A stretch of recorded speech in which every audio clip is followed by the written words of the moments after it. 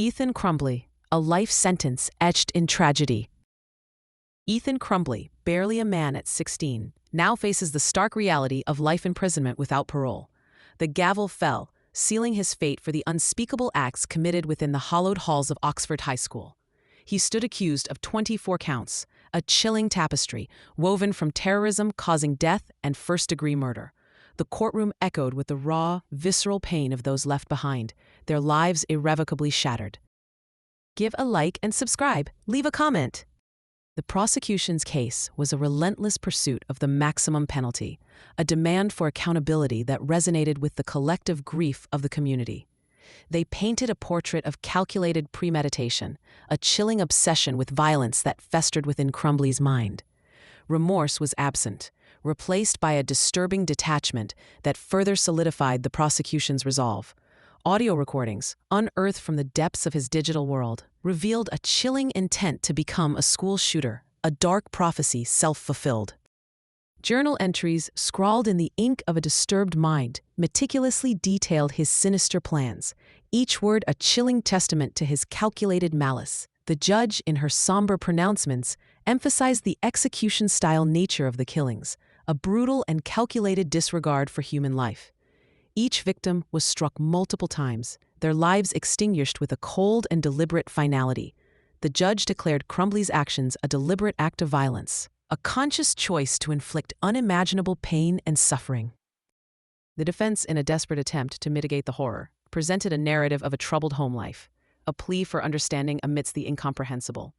They pointed to the alleged failure of Crumbley's parents to address his deteriorating mental health, a desperate attempt to shift the blame. The judge, however, remained unmoved, firmly stating that Crumbley's actions were his own choices, his own burden to bear. The impact on the community is immeasurable, a wound that festers with each passing day. Survivors and families alike grapple with the ongoing pain, the lasting effects of a tragedy that has forever altered the landscape of their lives. This sentencing underscores the urgent debate surrounding school shootings and the desperate need for effective gun violence prevention measures. The grim reality is that over 80 school shootings have already been recorded this year, a stark reminder of the pervasive threat that looms over our nation's schools. The courtroom became a crucible of grief as victim impact statements pierced the silence, each word a dagger to the heart. The mother of Madison Baldwin recounted the agonizing image of her daughter's lifeless body, a vision that will forever haunt her waking hours. Relatives of the victims spoke directly to Crumbley, their voices trembling with a mixture of anguish, anger, and despair.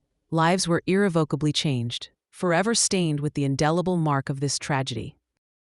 Bud Meyer, the father of Tate Meyer, described navigating complete hell, a desolate landscape of unimaginable loss. Jill Soave, Justin's mother, lamented that Justin would have been Crumbley's friend, a poignant reminder of the potential for connection that was tragically squandered. Craig Schilling, Justin's father, spoke of the crippling pain and the debilitating effects of PTSD, a constant reminder of the horrors he witnessed. Steve St. Juliana, Hannah's father, declared that Crumbley could never earn forgiveness, a sentiment echoed by many in the courtroom. Raina St. Juliana lamented the stolen future, the experiences she would never share with her sister, a void that can never be filled. Molly Darnell, an educator who was wounded in the attack, defiantly stated that Crumbley did not have the power to destroy her, a testament to the resilience of the human spirit. Kylie Ossagi, a student who was shot, recalled the harrowing experience of comforting Hannah in her final moments, a memory that will forever be etched in her mind. Riley Franz mourned the person she used to be, the innocence that was stolen from her on that fateful day. Keegan Gregory confessed to feeling guilt for surviving, a burden carried by many who escaped the carnage. Madeline Johnson blamed herself for leaving Madison, a weight of responsibility that no one should have to bear. In a moment that offered a flicker of something resembling remorse, Crumbley stated, "I am a really bad person." He added, "I do plan to be better." Words that rang hollow in the face of the devastation he had wrought. Crumbley's sentencing carries significant legal weight, marking him as the first minor to receive an original sentence of life without parole since a 2012 Supreme Court ruling, a decision that underscores the gravity of his crimes. The evidence of Crumbley's premeditation was chillingly clear. He recorded audio declaring, "I am going to be the next school shooter." a statement that sent shivers down the spines of those who heard it. He chillingly added, "I'm gonna have so much fun tomorrow." A disturbing glimpse into his twisted mindset. Journal entries meticulously detailed his plans to shoot up the school.